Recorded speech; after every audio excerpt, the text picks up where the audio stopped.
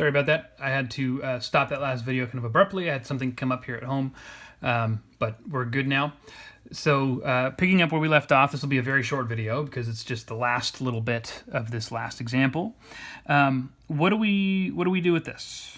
Okay, well, here I have y of -2, and I know the value of y of -2 because I have an initial condition that gives that to me, right? Now, if I were to plug that in, I would get -1 over, I've written this as y of x, but remember y of x is also just as the dependent variable, it's just y. So I don't really need to write that as y of x. I can change that back into y if I want. This is plus 1 over 1/3 equals the integral from -2 to x sine of x squared dx. Okay? This is equal to 3, so I can write this as -1 over y plus 3 equals the integral from -2 to x sine of x squared dx. Okay, and then finally, it's just a couple of algebraic steps to solve this. I can subtract a 3 from both sides, multiply both sides by -1, and then take a reciprocal. What I should end up with is y equals 1 over, oops, sorry, I bumped my camera there, 3 minus the integral from -2 to x sine of x squared dx. And that is going to be my solution, okay? Now, oh, you know what? There's something I should have been doing here. I'm going to just make a note of it.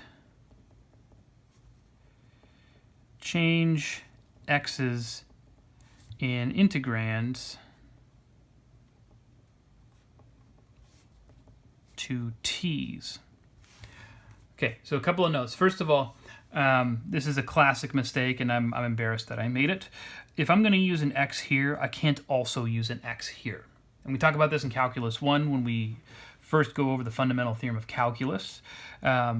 We create what's called a dummy variable. We change these x's here into t's. So actually what I should have been doing here is I should have left this in x, but all of my integrands, those x's should have become t's.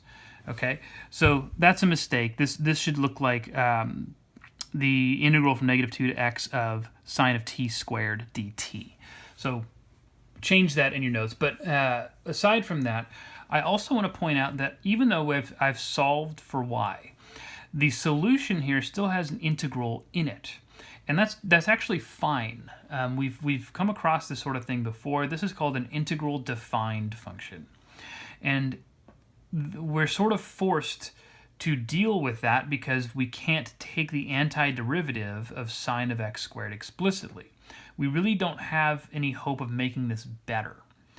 But think of where the independent variable of this function is. Again, these x's should be t's. The only x that appears should be right there. Y is a function of x. So anytime I plug something into y, it's getting plugged into the upper limit of integration here. And even though we can't use the fundamental theorem of calculus to solve this directly because we don't have an antiderivative, we could use other methods to at least approximate that definite integral there. Things like Simpson's rule, right? Which are a good method for approximating a definite integral.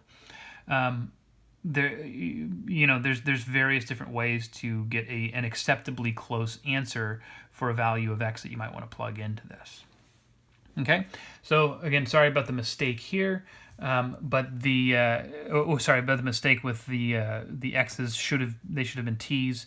Please change that in your notes. That's going to wrap up section 2.2 for us.